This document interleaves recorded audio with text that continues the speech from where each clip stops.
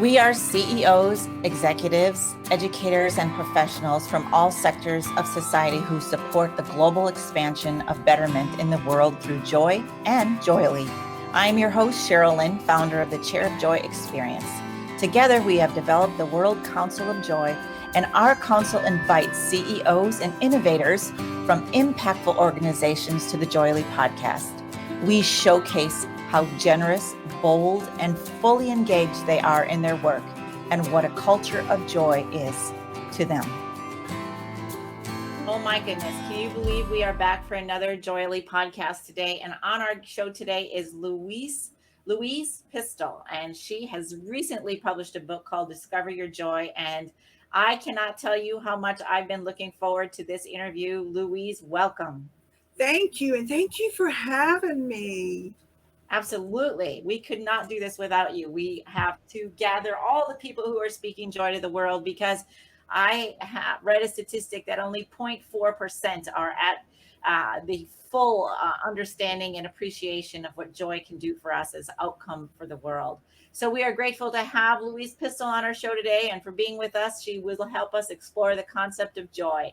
At JOYELY here, we believe in collaboration as a tool for effective change while spending time and experience with joy. Together, we drive the conversation of joy through media and merchandise to combat social and environmental crises that face our planet.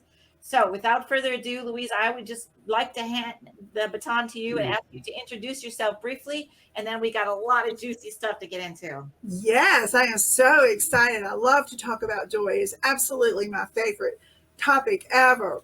And, I grew up in I will say, fairly normal home, and married fairly young.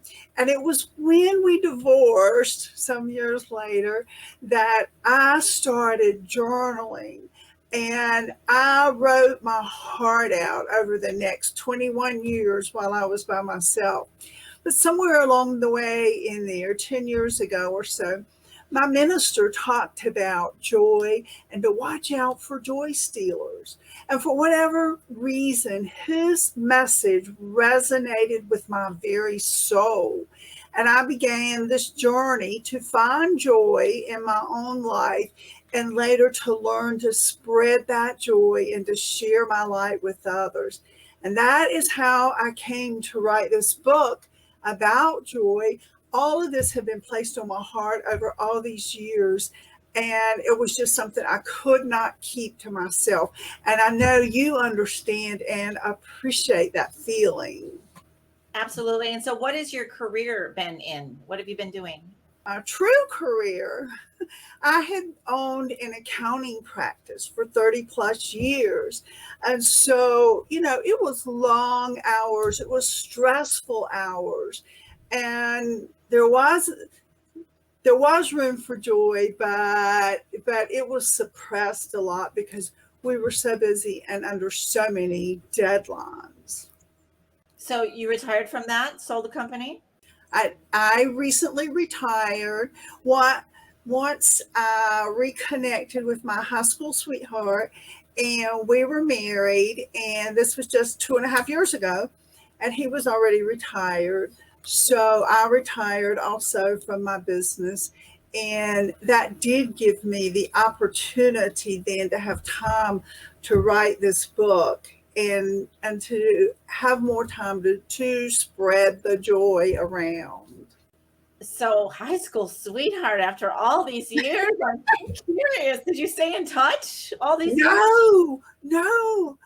We had dated in high school, and 6 months or so after that, and we went our separate ways. I knew nothing about him. I had heard not one word about him. I knew nothing from anybody about him at all. And it was 40 plus years later when a girlfriend, the girl that grew up across the street from me, found him on social media. And she texted me one night and she goes, "Do you remember Randy?" And of course. And we reconnected, and it was like we picked right back up where we left off. And it has been nothing but just pure bliss. It is a beautiful thing. I love that. I love that. Thank you for sharing that story. So the premise, if we could get to the secretness or the whole just if you will about discover your joy. What is the message that you really want to share? My message is that we're not all in a position to choose joy every single moment of every single day. And I realize that. But I want to encourage people to look for moments of joy in their day, moments that they can hold on to and go forward with. And it can be the smallest thing. You saw the sun come up this morning and you thought it was beautiful. The coffee tasted great this morning. Somebody hold the door open for you. Whatever it is, find those moments that you can hold on to and let that guide your day. Choose joy from those little moments. And so what has been the response? Are people listening to you? Are they learning from you? Are they taking action? All of the above? Um, the people that are, I'm going to say, my followers in my sphere of influence, I think they are joyful people, and I see them online, all of them sharing, memes and quotes and things that are very joyful. You get outside my immediate sphere, and I see people, everybody's on their electronics, they're just going through the motions of the day. They're in a hurry to get to where they're going. And then they just repeat the same thing the next day. And it takes consciously being present, being grateful. Take a few minutes in the morning to read something inspirational, and consciously choose joy.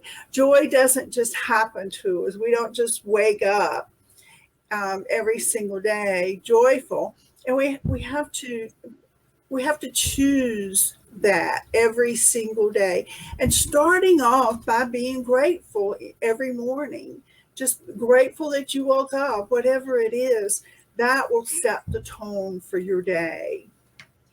Thank you for that. I really appreciate that. I love your energy and enthusiasm. Your passion for this project is massive, and I wish you the absolute best of luck.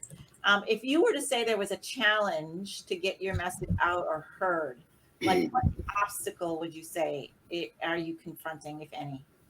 I think some people are totally closed to it. They're like, you must be on Prozac or something.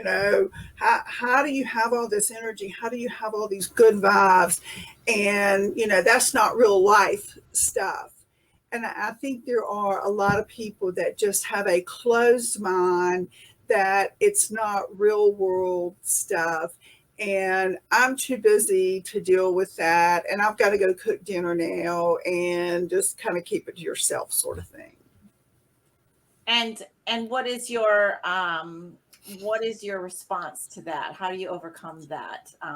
For me, so what I'd like to say is the KPIs that all CEOs are talking, right? Productivity, just everything under the sun, sales that you have to measure.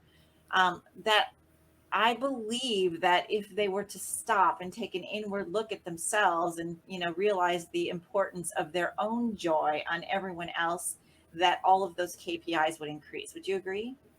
Absolutely, absolutely. And I think we each are one of our own, and we have our own joy and we have our own light. And if we share it with the person next to us, and and then they share it with the next person, I mean, that is how it spreads. That you know you and I cannot spread joy to every single person across the globe.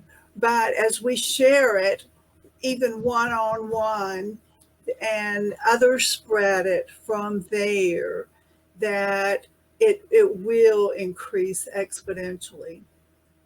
Absolutely. What do you think about joy being unconditional love? Like, absolutely something that everyone yearns for, and that joy doesn't have to be about race or religion or beliefs of any kind. That joy just really is a union, it creates a one for all of us. What would you say to that? I totally agree with that. I mean, joy is available to every single being in the world. And it really doesn't matter your gender, your race, or anything. You still have joy available to you. And your comment about love and joy, there is a quote from Mother Teresa that says, "Where there is love, there is joy." And I truly believe that loving one another is sharing our joy and our light with the others. Very, very true. Thank you for sharing that quote. Have you heard of Dr. Hawkins, Louise? No, I don't think so. He's done some research on consciousness levels, and I just find it absolutely fascinating that he took time to calibrate consciousness levels. And how he did that was basically by using a calibration method based on muscle testing, and so he calibrated that on a scale of 1 to 1,000. And joy is right up at the top. I think Jesus is, all the spiritual teachers are up above that, but joy is calibrated at the very top at 540, with only one other emotion at the top of that. Guess what that is? Love. No, love is just calibrated just below, because once you are love, then comes love unconditionally, which is joy. But then above that is peace, world peace. So Okay. if we can help vibrate just one person to get into that top level of vibration, just raising your vibration a little bit, we can impact the human race, right? I mean, would that not be incredible to bring world peace through expansion of joy? Wouldn't it? I know. I know. It seems ridiculously simple. Like, I mean, we can sit here and get excited and know that this works for us. I'm going to do the chair of joy with you in just a minute. But I mean, it really is a concept that is been pushed under the rug and saved for birthday parties and Christmas parties and events, certain times a year. But then other than that, we're, like you said, on the chase, on the hunt, always to find the next thing and to go to the next place and to search and expand and look and do everything we can except to sit still and concentrate on what gives us joy. One thing that you just mentioned there is talking about Christmas. And so many people equate joy with Christmas, and they don't see it or relate to it the other 11 months of the year. And it's just like, why are you talking about Christmas when now it's April, May, June, And it really is something that has to be brought out of the Christmas season. Absolutely. I appreciate that. All right. So this is the chair of joy. I've had about 400 people or so, 450 people sit in it so far. And we are really talking about not this chair, but your chair. Where is your chair of joy in your house, Louise? If you could pick one spot in your house that was just quiet, alone, and just you, where you could sit still a few minutes, where would that be? I actually have an oversized dining room, and it's not used a lot. So a few years ago, I bought a great big wing back chair, the ottoman, the little table with the little lamp, and I claimed a corner of this dining room for my own. There's no electronics in there. There's no TV. There's no computers. There's not anything. And my chair looks out over, I have a bow window. So I have this huge window that looks out into my yard. And I do love my yard, and I do love all my plants. So it's very peaceful. It's very nature inspired. And I have this chair where I can sit and read and meditate and study and just celebrate joy every morning. I know. That's the best thing I've heard all day. So what? Yes. Have you ever dropped your phone on the floor, on your face, or in some other embarrassing place? Don't you wish there was something you could attach to your phone case that would help you hold your phone so you don't have to? or at least as much.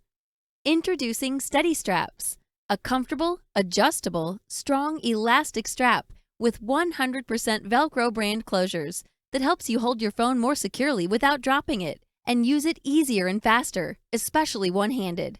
It's the only smartphone grip accessory without adhesives, and it's 100% wireless charging ready without having to remove or adjust it first. Check us out at steadystraps.com and order some today. First of all, what color is it and how often do you get there during the day? I try to get in there every day. Now, I might miss a day or two during the week, but I do try to get in there in early morning or just after dinner, or really the two times that I'm able to kind of still those moments and go in there. It's sort of a tan, and it's got the buttons on it, kind of like your chair there does. It has the buttons on it. Yes, yes. And it is one of my favorite places just to sit and think, just to sit and think. Would you do me a huge favor and send me a picture of you in it? I would. Oh, I absolutely will do that. Now, and I must tell you, when I said to my husband one day, he had gotten up and he was dressed and hanging out. And I'm like, we're going furniture shopping. And he's like, what could we possibly need? You know, we have a house full of furniture and we combined two houses. So we had more furniture we could ever use. And that's when I said, I need a chair for the dining room. And, you know, and it's like, it's full of dining room chairs. I said, no, I need a chair for me to just sit in. So we found one right away, and I was thrilled to be able to bring it home and put it there. And I've enjoyed every moment since then. So may we call it the chair of joy? Yes, absolutely. Let's do. My vision is to make sure that everyone has a chair of joy in their home and that they know how to get over there at least 3 times a day. And then also to replace the timeout chair with a chair of joy for all little people so that they can grow up knowing what even saying the word joy is. People don't even use the word joy in my experience, you know, a lot of times. So when I talk to CEOs specifically, it's like, let me just hear you say it. So it's awkward to say. So that's why I appreciate what you're doing so much. Well, and I love the idea of replacing the timeout chair with a joy chair. But you are also very right that people do not use the word. Now, people use the word happy a lot, and it's just not the same. But I do hear, are you happy today? You know, or are you happy about this? You know, that kind of thing. But, you know, happy is an ice cream cone, and the ice cream cone is gone and the happiness is over. But joy is something that just lives in your heart and soul, and it is there. It is there. And once you have built up that well of joy, it is there to stay for sure. All right, I have so many questions, but I want you to go through the chair of joy experience real quick. So pretend you're sitting in that beautiful tan winged back chair in your dining room. And this is the process. I'm going to ask you to just put your feet on the floor for me. And it's basically feet on the ground, feet on the ground, feet on the ground. If you can concentrate on your soles or your socks or whatever you're wearing, actually on the carpet or the rug or the hardwood floor, and just feel the presence of that and wiggle your toes. And if you could just stay there for 10 seconds.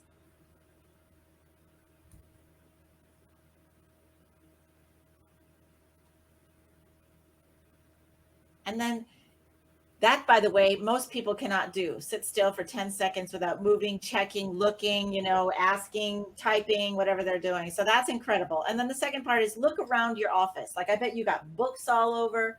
I do. You were in your chair of joy. You've got your garden and you're looking out over the, you know, that somebody just mowed the lawn, or if you mowed the lawn, you know, that's going on, right? You've got that. Yes. Yeah. And then listen. I just want you to listen right now. Let's take a second to listen. What do you hear? Birds. Nice. The birds. I do have a loud set of birds out my front that you can hear even inside. And you're in South Carolina, you said?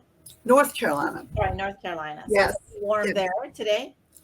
I'm sorry? It's a little warm today. Yes, it is. It's going to be mid-80s. That's nice. All right, so that's the first part is you put your feet on the ground, you got still. In stillness is inspiration, productivity, creativity, problem solving, right? All kinds of stuff happens in stillness. So That's my first quest, is to have people just be still.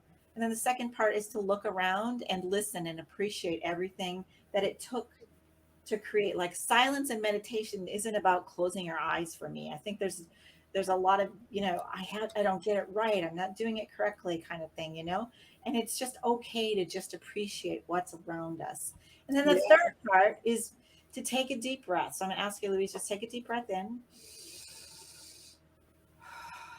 Just get centered here with me, you and me. I wish we could touch each other and give each other a big hug. But one more deep breath in. And I want you to tap into one of the most joyful moments of your entire life, when things were just spring spot on. And exhale. And anything that comes to mind, it could have been yesterday or when you were a little girl or anywhere in between. Well, I must say it's my grandkids, and even though they're teenagers today, one of my favorite times was when they would stay with me when they were very young, and they would hop in my bed like 6 a.m. and we would snuggle in the bed and watch cartoons and eat breakfast in bed and just spend the morning there. And they're not quite 2 years apart, so they were close in age to enjoy the same thing and enjoy being there. And it just filled my heart with joy to spend those mornings in bed with them. Have you told them that lately? No, I haven't, but I should. Please do. I should. Next one, we're going to take one more deep breath in. So deep breath in. I like to count up 5. So, and then hold it for 5. And while you're up there, I want you to come with one more amazing, joyful moment. Anything that just gives you goosebumps. Okay, I'd have to say it was 2 years ago when I reconnected with the man who is now my husband. And I had not seen him in 40 plus years. And I was sitting on my porch waiting, and he came walking up the sidewalk with a bouquet of flowers. I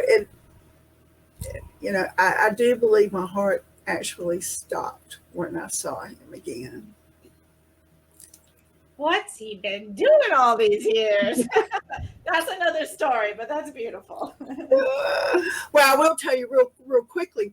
He and I had actually been in the same space. We had lived in the same area. He had lived next door to where I worked, and he was working in restaurants that I was frequenting. We were in the same space, and it's just like the movie You've Got Mail, where I was going out one door when he was coming in for many, many years. Oh my goodness. Thank you so much for sharing that. Oh, Absolutely. did your grandkids come to the wedding? Yes, they did. We were married on the beach. Of course, it was a big beach weekend for the family. So it was a nice wedding. All right. So what I want you to do is let those two memories resonate. So just let the moment of being in the bed with the kids and watching movies and eating breakfast and head to toe, just let that permeate throughout your whole system. And then your cells are loving it. And then your Randy moment, meeting and rekindling and building that flame again, letting that just resonate through you. So may I ask you, Louise, has your vibration of joy increased even more? I know you're already joyful, but has it increased even more so just now? Yes. I mean, just remembering those two events. And I guess particularly the ones with the grandkids, because I really hadn't thought about that one in a really long time. And, I was able to merge the two together. The love for the grandkids with a new husband, and we formed our blended family, and you're right, all of that is something that the more you think about it, the more you're just bursting with joy. Okay, the next part is if you could just take the Randy moment and the grandkids moment and come up, and I think you already said the word, but what's the one word that connects those two moments? Family. Okay, family. I thought you were saying love, but family. All right. So for you, family is joy and joy is family. Yes, yeah.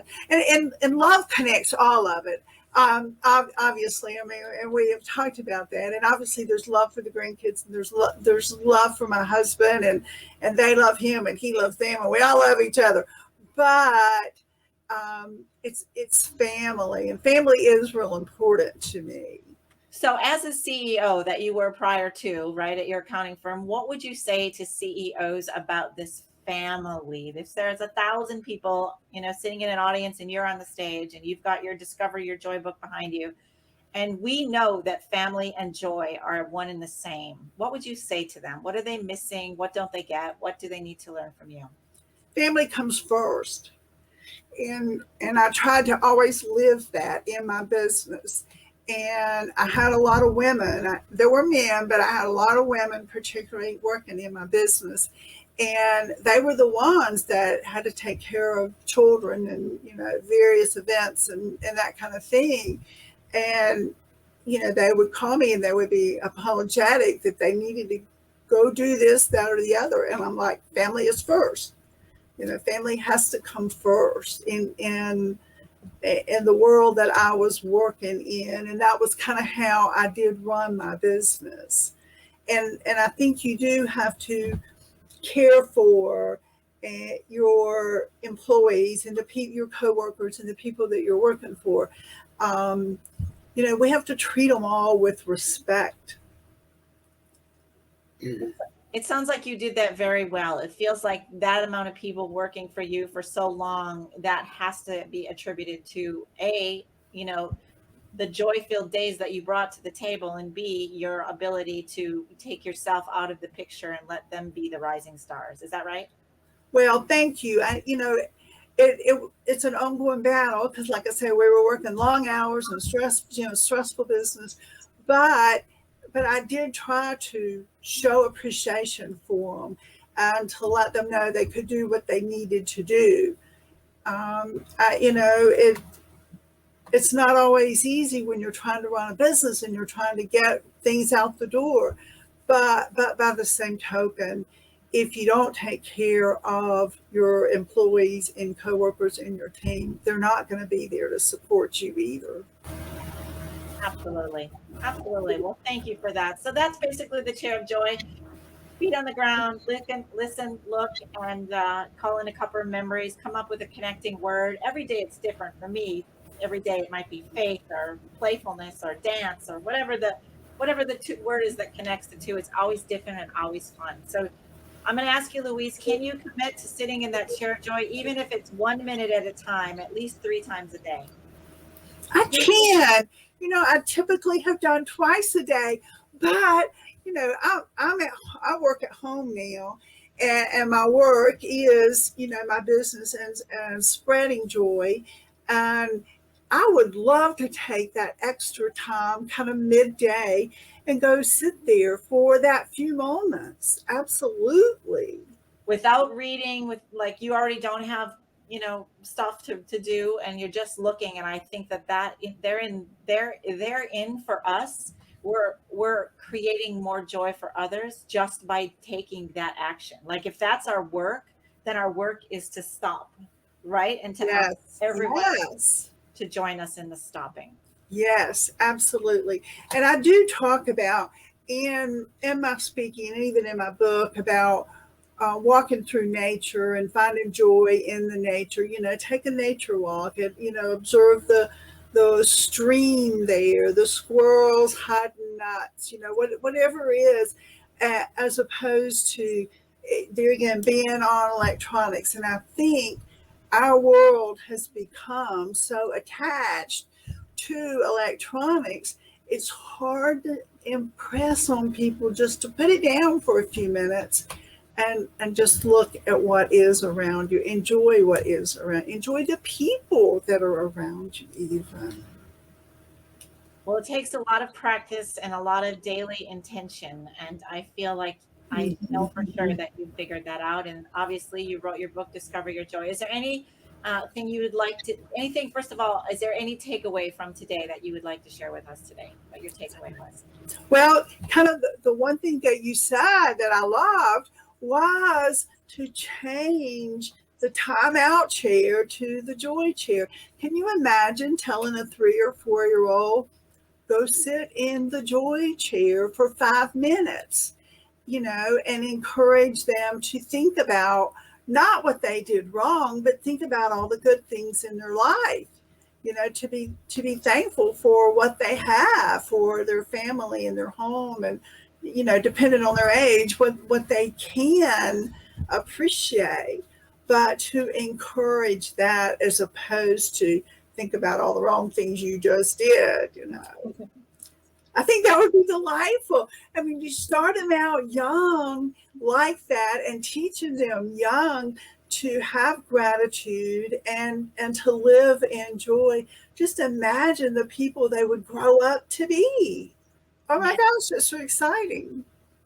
Well, I hope we can collaborate because you and I have a lot of the same energy around the same events and plans, and I'm sure our lives will be intertwined. So thank you for being on the show. Any last words you'd like to leave with our listening members? The only thing I would like to repeat, and I have already said it, is the quote from Mother Teresa, where there is love, there is joy. And I do believe that. Beautiful.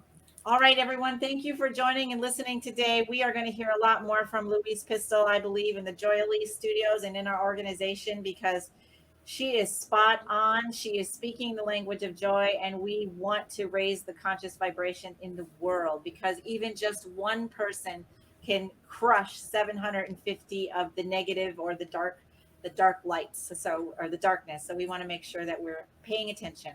So very much, you have a good day, and we'll talk to you all very soon. Thank you again, Louise. Okay, thank you. This show has been produced by Market Domination, LLC.